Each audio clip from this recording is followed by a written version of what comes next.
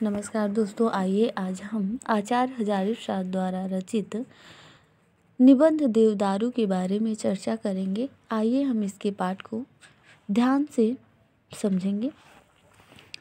पता नहीं किसने इस पेड़ का नाम देवदारू रख दिया था। नाम निश्चय ही पुराना है, कालिदास से भी पुराना, महाभारत से भी पुराना। सीधे ऊपर की ओर उठता है, इतना ऊपर कि पास वाली चोटी के भी ऊपर उड़ जाता है।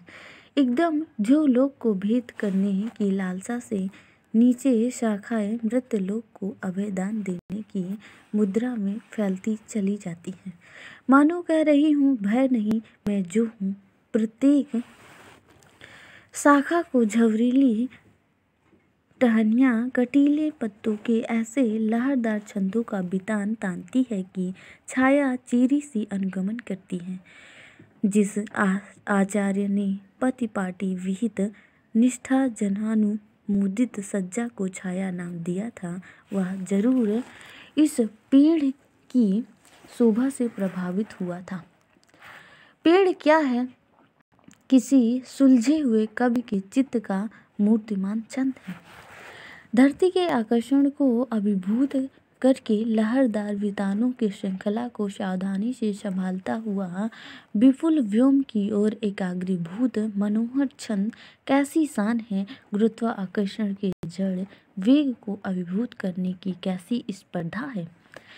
प्राण के आवेग की कैसी उल्लासकार अभिव्यक्ति है। देवताओं का दुलारा पेड़ नहीं तो क्या है। क्या यूं ही समाधि लगाने के लिए महादेव ने देवदारू वेदिका को ही पसंद किया था? कुछ बात होनी चाहिए। कोई नहीं बता सकता कि महादेव समाधि लगाकर क्या पाना चाहते थे। उन्हें कमी किस बात की थी? कालिदास ने बताया है कि उन्होंने इस प्रयोजनातीत समाधि के लिए देवदारू द्रुम के नीचे वेदिका बनाई थी। शायद इसलिए कि देवदारू भी अर्थातीत छंद है। प्राणों का उल्लास नर्तन जड़ शक्ति के द्वारा आकर्षण को पराभूत करके विपुल व्योम मंडल में विहार करने का अर्थातीत आनंद लेता है।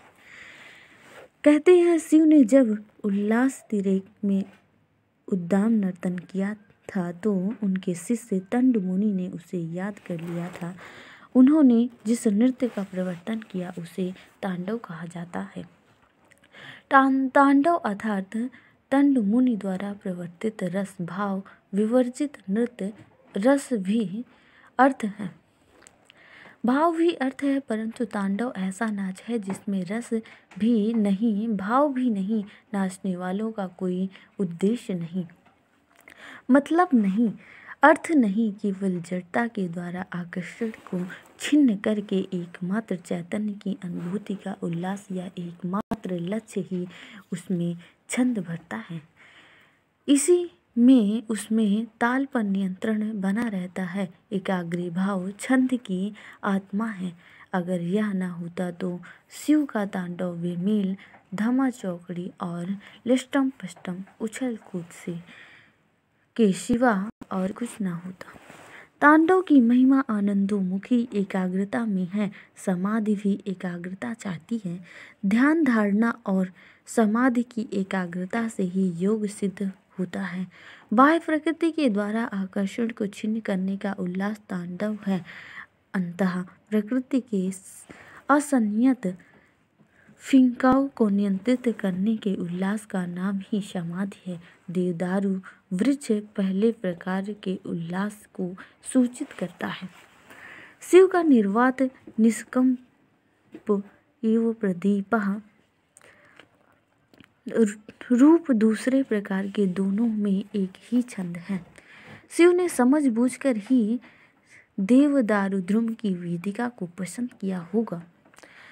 देवदारू के नीचे समाधि स्थित महादेव तुक मिल रहा है। शानदार तुक। कौन कहता है कि कालिदास ने तुक मिलाने की परवाह नहीं की? मेरा मन कहता है कि कालिदास भी तुकाराम थे। तुक मिलाने के मौजी वाग्विलासी मगर ये तुक थोड़े किस्म के नहीं थे। यह तो निश्चय है झगरे रगरे बगरे डगरे ये भी कोई तुक है, मगर सारी दुनिया इसी तुक को तुक कहती है आ रही है। कुछ ना कुछ तो होगा कि सारी दुनिया पागल नहीं हो सकती है। लेकिन यह भी सही है कि बात बात में तुक मिला करता है। अगर ऐसा ना होता तो वे तुकी हाँकने वालों को बुरा ना माना जाता। जो लोग तुक की बात करते हैं वे शब्द की ध्वनियों का तुक तो नहीं मिलाते, फिर तुक है क्या? तुक वह है जो देवदारू की गगनचुंबी शिखा और समाधिस्थ महादेव की निर्वात निष्कंप प्रदीप की ऊर्ध्वगामिनी ज्योति में है। अर्थात तुक अर्थ में रहता है। ध्वनि साम्य की तुक में कुछ न कुछ अर्थचारुता होनी चाहिए। ध्वनि साम्य साधन है, तुक अर्थ का धर्म होना चाहिए, मगर कहना खतरे से खाली नहीं है। किसी नए आलोचक ने अर्थ को लय की वकालत की है। मैं अच्छी तरह जानता हूँ कि सारी पंडित मंडली उस गरीब पर बरस पड़ी है। अगर तुक अर्थ में मिल सकता है तो लय क्यों नहीं मिल सकता? मेरे अंतर्यामी कहते हैं कि तुक तो अर्थ में नहीं रहता, लय नहीं रहता। बहुत से लोग अंतर की आवाज़ को आंख मूंद कर मान लेते हैं, मैं नहीं मान पाता। आंखें खोलने पर भी यदि अंतर की आवाज़ ठीक जचे तो मान लेना चाहिए, क्योंकि उस अवस्था में भीतर और बाहर का तुक मिल जाता है। शिव जी ने अंतर और बाहर का तुक मिलाने के लिए ही तो देवदारू को चुना था। अंतर्यामी भी बहिर्यामी के साथ ताल मिलाते रहे, यही उचित है। महादेव ने आंखें मूंद ली थी, देवदारू ने खोल रखी थी। महादेव ने भी जब आंख खोल दी तो तुक बिगड़ गया, छंदोभंग हो गया। त्रैलोक्य को मद विहल करने वाला देवता भस्म हो गया, उसका फूलों की तुरीण जल गया और रत्न जटिल धनुष टूट गया, सब गड़बड़ हो गया। सोचता हूँ उस समय देवदारू की क्या हालत हुई होगी। क्या इतनी ही फक्कड़ाना मस्ती से झूम रहा होगा? क्या ऐसा ही बेलौसा खड़ा होगा?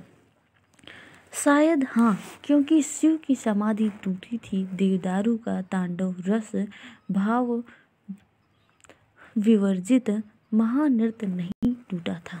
देवता की तुलना में भी निर्विकार रहा, काठ बना हुआ। कौन जाने इसी कहानी को सुनकर किसी ने से देवता का काठ या देवदारू अर्थात नाम दे दिया। फक्कड़ हो तो अपने लिए हो बाबा, मनुष्य के लिए तो निर्काट हो। दया नहीं, माया नहीं, आसक्ति नहीं, निरे काट। ऐसे तो देवता ही भला, कहीं ना कहीं उसमें दिल तो है। मगर यह भी कैसे कहा जाए, देवता के दिल होता तो लाज शर्म भी होती। लाज शर्म होती तो आँखों की पलकें भी झपकती, लेकिन देवता है कि ताकता रहता है, पलक उसकी झपकती ही नहीं। एक क्षण के लिए उसने आंखें मूंद दी कि अनर्थ हुआ। बहुत सावधान और सदा जागृत रहते हैं। अलबत्ता महादेव इन देवताओं से भिन्न थे। जहाँ आंखें झुकनी चाहिए वहाँ उनकी आंखें झुकती थीं, और जहाँ टकटकी बांधनी चाहिए वहाँ बंध जाती थी। पार्वती जब वासना पुष्पों के आवरण से सजी हुई संचारणी पल्लविनी लता की भांति उनके सामने आई तो उनके बिंब फल के समान अधरोष्ट वाले मोहक मुख पर उनकी टकटकी बंध गई। फिर उनकी आंखें झुकी भी, वे मनुष्य के समान विकारग्रस्त हुए। वे देवताओं में मनुष्य थे महादेव, उस दिन देवदारू चूक गया। वह सब देखता रहा, इतना बड़ा अनर्थ हो गया और आपने अवधूत पान का बाना नहीं छोड़ा।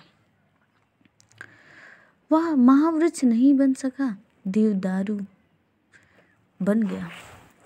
आंखें खोले रहना भी कोई तुक की बात है। महावृक्ष वनस्पति होते हैं जिसमें भावुकता तो नहीं पर सार्थकता होती है, जो फूल तो नहीं देते पर फल देते हैं।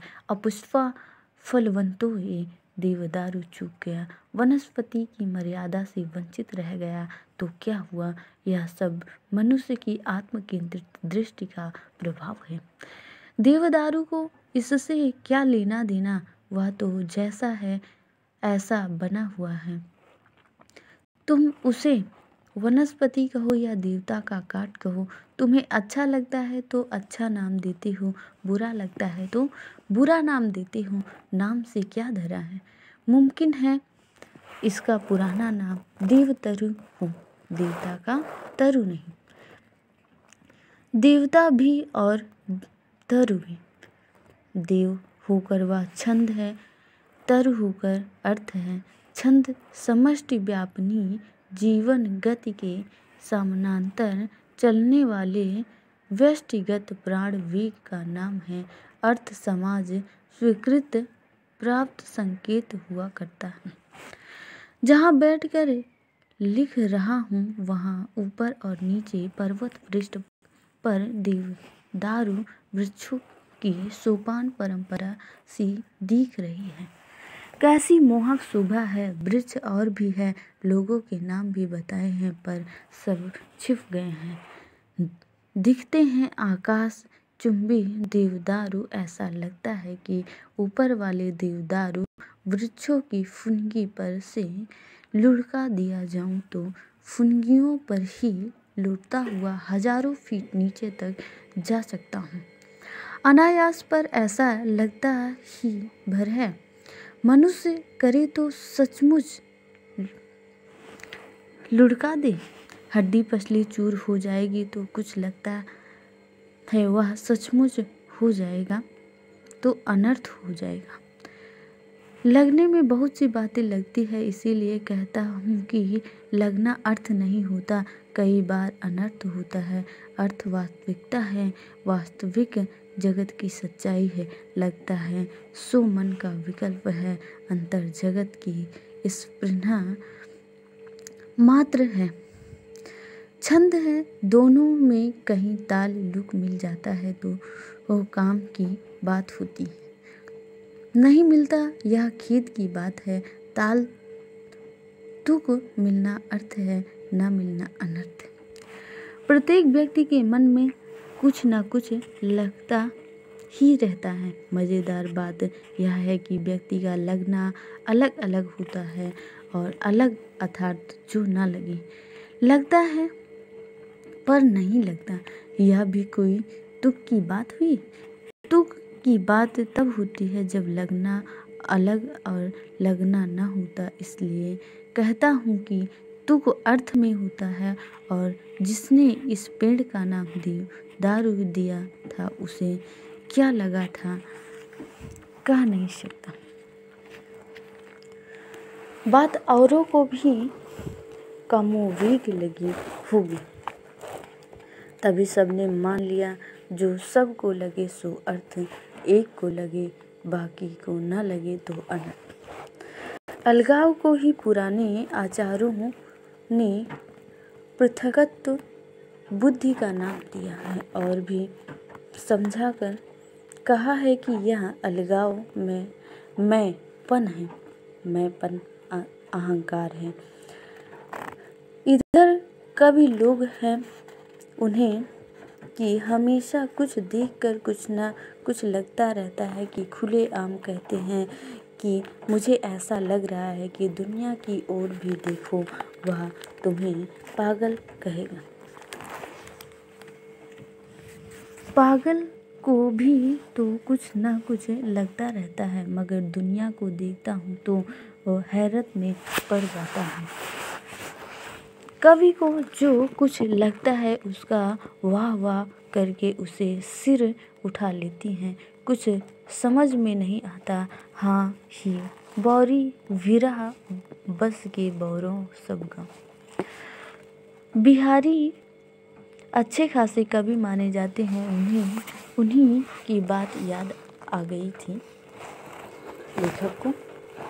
बात इतनी सी थी कि कोई विरह के मारे स्त्री कह रही कि मैं ही पागल हो गई हूँ या सारा गांव ही पागल हो गया है। क्या समझकर ये लोग चांद को ठंडी किरण वाला कहते हैं? कहाँ जाने ये कहत हैं, ससही सीध कर नाव। विरह की मारी महिला का दिमाग बिगड़ गया है। जो सबको ठंडा लग रहा है उसे वह दाहक मान रही है।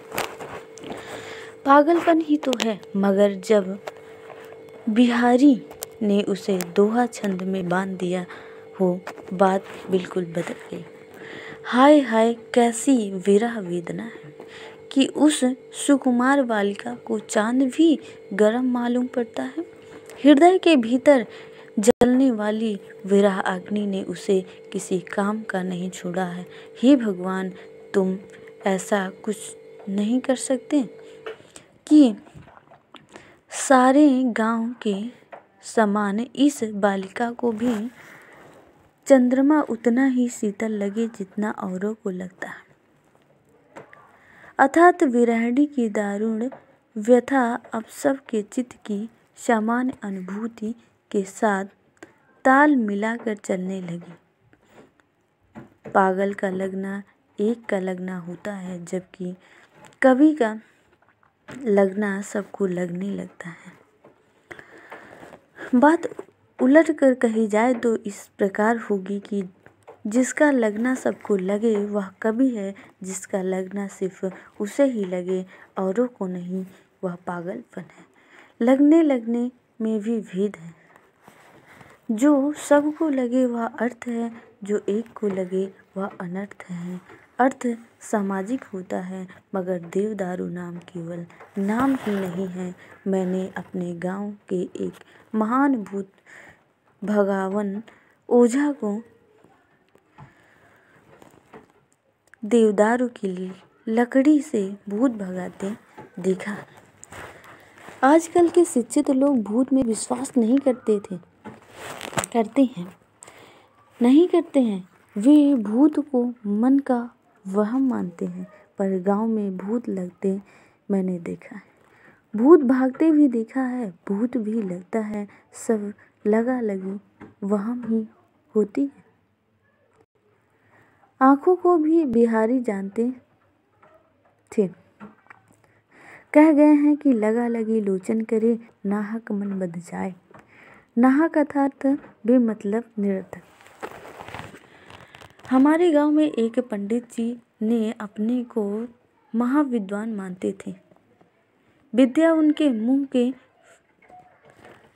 उनके मुंह से फचाफच निकला करती थी। शास्त्रार्थ में वे बड़े बड़े दिग्गजों को हरा देते थे। विद्या के जोर से नहीं, फचफचाहट के आघात से प्रतिपक्षी मुंह पोंछता हुआ भागता था। अगर कुछ कैड़े का हुआ तो दैहिक बल से जय पराजय का निश्चय होता था।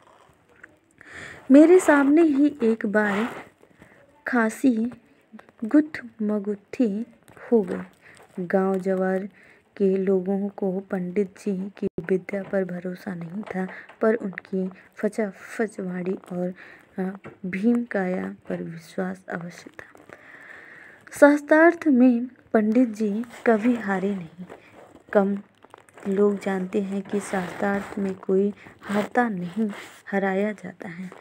पंडित जी के यजमान जम के उनके पीछे लाठी लेकर खड़े हो जाते थे तो उनकी विजय निश्चित हो जाती थी। पंडित जी केवल बड़े दिग्गज विद्वान को ही नहीं, आसपास के भूतों को भी पराजित करने में अपना विद्वानों को ही नहीं, आसपास की भूतों को भी पराजित करने में अपना प्रतिद्वंदी नहीं जानते थे।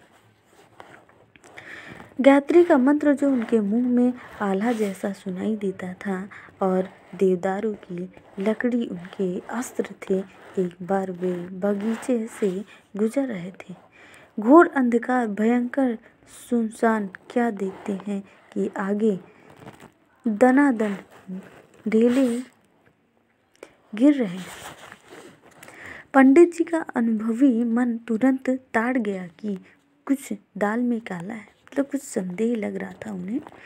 मनुष्य इतनी तेजी से ढेले नहीं फेंक सकता है। पंडित जी डरने वाले नहीं थे। पीछे मुड़कर ललकारा, अरे केवन है। केवन का अर्थात कौन? पीछे मुड़कर देखा, मुड़कट्टा घोड़े पर चढ़ा चला आया। टप टप टप।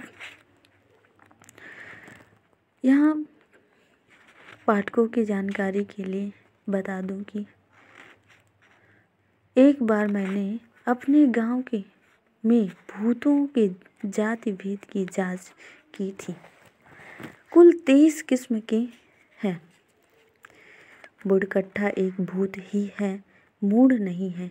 छाती पर 2 आंखें मसाल की तरह जलती रहती हैं। घोड़े पर चढ़कर चलता है। सो पंडित जी से उलझने की हिमाकत की इस मुड़कट्ठे ने डरने वाला कोई और होता है। पंडित जी ने जूता उतारा और गायत्री मंत्र पढ़ना स्टार्ट किया। झमाझम गायत्री पढ़ने लगे और देवदारू की लकड़ी मुट्ठी में थी। दे रद्दे पर रद्दा बेचारा मुड़कट्ठा त्राही त्राही कर रहा। अब की बार छोड़ दो पंडित जी, पहचान नहीं सका। अब फिर यह गलती नहीं होगी। आज मैं तुम्हारा गुलाम हूँ। पंडित जी का ब्राह्मण मन पसीज गया। नहीं तो यह सारे गांव जवार का कंटक समाप्त हो गया होता। मैंने यह कहानी स्वयं पंडित जी के मुंह से सुनी थी। अविश्वास करने का कोई उपाय नहीं था। फर्स्ट हैंड इन्फॉर्मेशन था। उस दिन मेरे बालचित पर देवदारू की ही धाक जम गई थी। अब भी क्या दूर हुई है। आज देवदारू के जंगल में बैठा हूँ। लाख लाख मुड़कट्ठे को गुलाम बना सकता हूँ। भूतों में जैसे मुड़कट्ठे होते हैं, आदमियों में भी कुछ होते हैं। मस्तक नाम की चीज़ उनके पास होती नहीं। मस्तक ही नहीं तो मस्तिष्क कहाँ। लता ही कट गई तो फूल की संभावना ही कहाँ रही। लतायाम पूर्वलुनायाम प्रसूनस्यो भवा कृता। क्या इन मुड़कट्ठों को देवदारू की लकड़ी से पराभूत किया जा सकता है? करने का प्रयत्न ही कर रहा हूँ। पंडित जी के पास तो फची गायत्री थी, वह कहाँ पाऊँ? मन की सारी भ्रांति को दूर करने वाली देवदारू तुम्हें देखकर मन श्रद्धा से जो भर जाता है वह अकारण नहीं है। तुम भूत भगवान हो, तुम वहम मिटावन हो, तुम भ्रांति नशावन हो। तुम्हें दीर्घ काल से जानता था पर पहचानता नहीं था। अब पहचान भी रहा हूँ। तुम देवता के दुलारे हो, ओ महादेव के प्यारे हो, तुम धन्य। जानता हूँ कि बुद्धिमान लोग कहेंगे कि यह महज गप है। यह भी जानता हूँ कि कदाचित अंतिम विश्लेषण पर पंडित जी की कहानी पत्ता खड़का बंदा भड़का से अधिक वजनदार न साबित हो। संभावना तो यही तक है कि पत्ता भी न खड़का और पंडित जी ने अद्योपांत पूरी कहानी बना ली हो, मगर बलिहारी है इस सर्जन शक्ति की। क्या शानदार कहानी रची है। पंडित जी ने आदिकाल से मनुष्य गप रचता आ रहा है, अब भी रचे जा रहे हैं। आजकल हम लोग ऐतिहासिक युग में जीने का दावा करने वाले लोग हैं। पुराना मनुष्य मिथकीय युग में रहता था, जहाँ वह भाषा के माध्यम को अपूर्ण समझता था, वहाँ मिथकीय तत्वों से काम लेता था। मिथक गप्पे भाषा की अपूर्णता को भरने का प्रयास है। आज भी क्या हम मिथकीय तत्वों से प्रभावित नहीं हैं? भाषा बुरी तरह अर्थ से बंधी हुई है। उसमें स्वच्छता संचार की शक्ति क्षीण से क्षीणतर होती जा रही है। मिथक स्वच्छंद विचरण करता है। आश्चर्य होता है, भाषा का मिथक अभिव्यक्त करता है। भाषातीत को, मिथकीय आवरणों को हटाकर उसे मिथानुयायी अर्थ देने वाले लोग मनोवैज्ञानिक कहलाते हैं। आवरणों के सार्वभौम रचनात्मक को पहचानने वाले कला समीक्षक कहलाते हैं। दोनों को भाषा का सहारा लेना पड़ता है, दोनों धोखा खाते हैं। भूत तो सरसों में है, जो सत्य है वह सर्जना शक्ति के हिरण्य पात्र में मुंह बंद किए ढका ही रह जाता है। एक पर एक गप्पों की परतें जमती जा रही है। सारी चमक सीपी को चमक में चांदनी देखने की तरह मन का अभ्यास मात्र है। गप कहाँ नहीं है, क्या नहीं है, मगर छोड़िए, देवदारू भी सब एक से नहीं होते। मेरे बिल्कुल पास में जो है वह जरठ भी है, खूशक भी है। जरा उसके नीचे की ओर जो है वह सनकी सा लगता है। एक मोटे राम खड़ के एक प्रांत पर उगे हैं, आधे जमीन में, आधे अधर में, आधा हिस्सा ठूल, आधा जगर मगर, सारे कुनबे की बाधा जान पड़ते हैं। एक अल्हड़ किशोर है, सदा हंसता सा कवि जैसा लगता है। जी करता है इसे प्यार किया जाए। सदा से ऐसा होता आया है। हर देवदारू का अपना व्यक्तित्व होता है। एक इतना कमनीय था कि बैल की ध्वजा वाले महादेव ने उसे अपना बेटा बना लिया था। पार्वती माता की छाती से दूध लढ़क पड़ा था। कालिदास खुद कह गए हैं कि मगर कुछ लोग ऐसे होते हैं कि उन्हें सवै धान 22 पसीरी दिखते हैं। वे लोग सबको एक ही जैसा देखते हैं। उनके लिए वह कुशट, वह पाधा, वह सूम, वह सनकी, वह झवरेला, वह चपरगींगा, वह गदरौना, वह खिटखिटा, वह झक्की, वह झुमरैला, वह धूकरा, वह नटखटा, वह चुनमुन, वह बकुरा, वह चौरंगी सब समान है।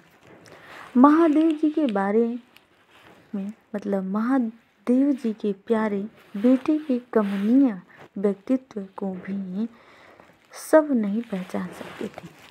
एक मदमत्त गजराज आए और अपने गंड स्थल की खाज मिटाने के लिए उसी पर हिल पड़े। जड़ें हिल गई, पत्ते झड़ गए, खाल छूट गई और आप खाज मिटाते रहे। महादेव जी को बड़ा क्रोध आना ही था। उन्होंने उसकी रक्षा के लिए एक सिंह तैनात कर दिया। पर मेरे सामने जो अल्हड़ कवि है, इसका क्या होगा? वह तो कहिए कि इधर हाथी आते ही नहीं, फिर भी डर तो लगता ही है। हाथी न सही, गधों और खच्चरों से तो शहर भरा पड़ता है, शहर भरा पड़ा हुआ है। लेकिन मैं जिधर हूँ उधर वे भी कम ही आते हैं। गाहे बगाहे आ भी जाते हैं, पर उन्हें देवदारू की तरह देखने की फुर्सत नहीं होती। उन्हें देखने को और बहुत सी चीज़ें मिल जाती हैं।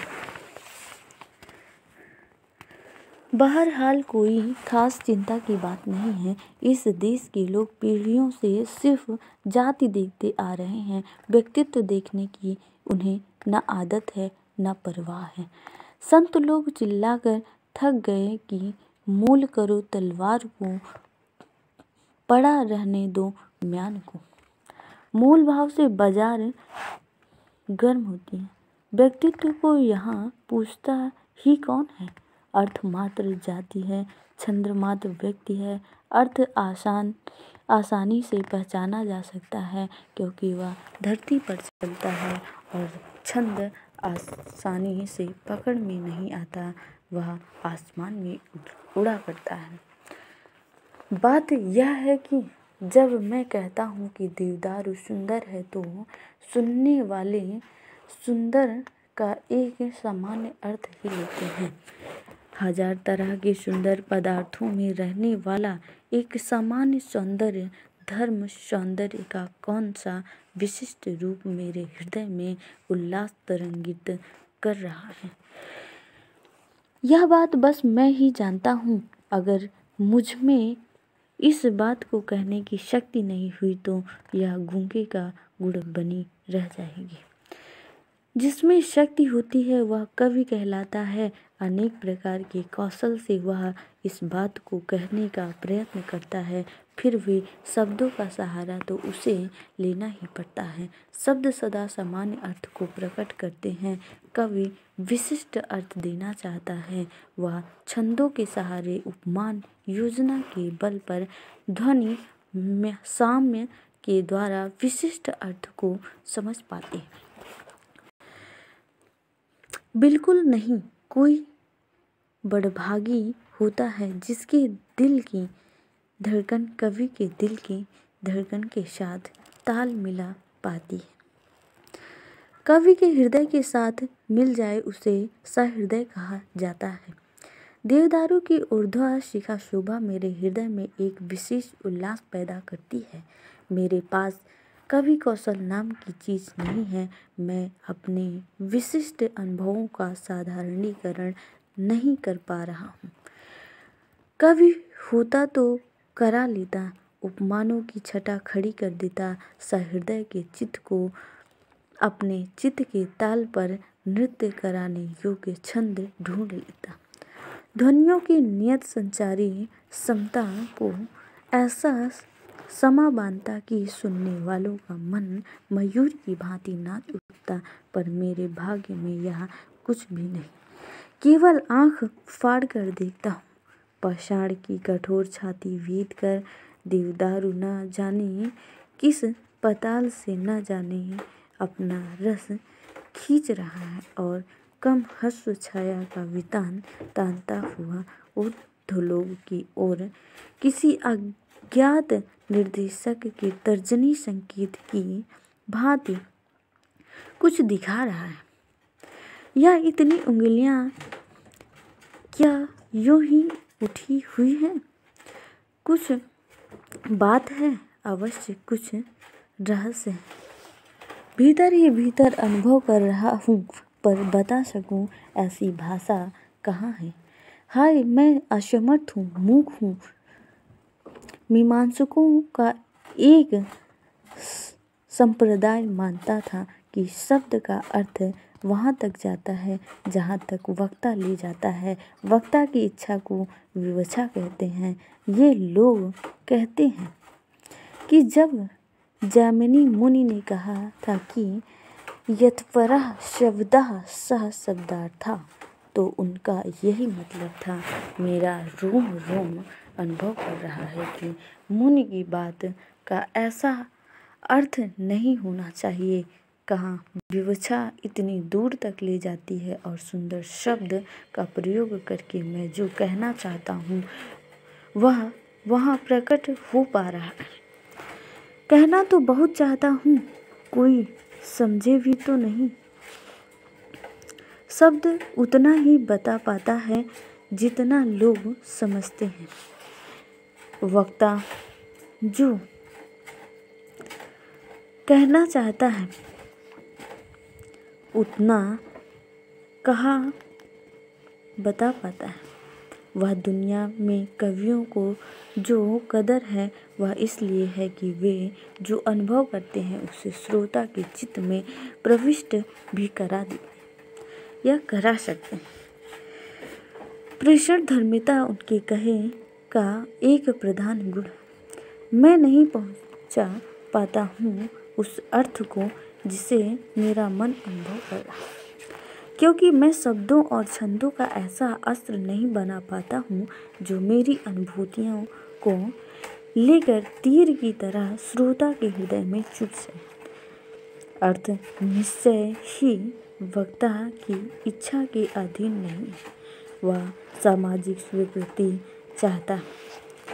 उसमें लय नहीं, संगीत नहीं, गति नहीं, वह स्थिर है। शब्दों की गतिशील आवेग से वह हिलता है, भरभराता है, नए नए परिवेश में सजता है और तब कहीं नया पैदा करता है। अर्थ में लय नहीं होता, वह लय के सहारे नया अर्थ देता है। लेकिन देवदारू है शानदार वृक्ष है जो हवा के झोंकों से जब हिलता है तो इसका अभिजात झूम उठता है। कालिदास ने इस हिमालय के उस भाग की बात की जहाँ से भागीरथी के निर्झर झरते रहते हैं। शीतल मन सुगंध पवन की चर्चा की थी उन्होंने। शीतलता को भागीरथी के निर्झर शिखरों की देन कहा, सुगंधित को आसपास के वृक्षों के पुष्पों के संपर्क की बदौलत घोषित किया, लेकिन मंदी के लिए मोहकंपित देवदारू को उत्तरदायी ठहराया। देवदारू के बारंबार कंपित होते रहने में एक प्रकार की मस्ती अवश्य है। युग युगांतर की संचित अनुभूति न ही मानो यही मस्ती प्रदान की है। जमाना बदलता रहा है, अनेक वृक्षों और लताओं ने वातावरण से समझौता किया है, कितने ही मैदान में जा बसे और अच्छी खासी प्रतिष्ठा प्राप्त कर ली है, लेकिन देवदारू है कि नीचे नहीं उतरा, समझौते के रास्ते नहीं गया और उसने अपनी खानदानी चाल नहीं छोड़ी। झूमता है तो ऐसा मुस्कुराता हुआ मानो कह रहा हूँ मैं सब जानता हूँ, सब समझता हूँ, तुम्हारे करिश्मे मुझे मालूम है, मुझे तुम क्या छिपा सकते हो, मुझसे तुम क्या छिपा सकते हो। मोते दुरई हो कहाँ सजनी निहुरे, निहुरे कहूँ ऊँट की चोरी। हजारों वर्ष के उतार चढ़ाव का ऐसा निर्मम साथी दुर्लभ होता है। तो आचार्य हजारी प्रसाद द्विवेदी जो है वो देवदारू वृक्ष की प्रकृति के बारे में वर्णन किया, अपने मनोवृत्ति के बारे में वर्णन किया। तो हमारा वीडियो फिर समाप्त होता है। जय हिंद, जय भारत।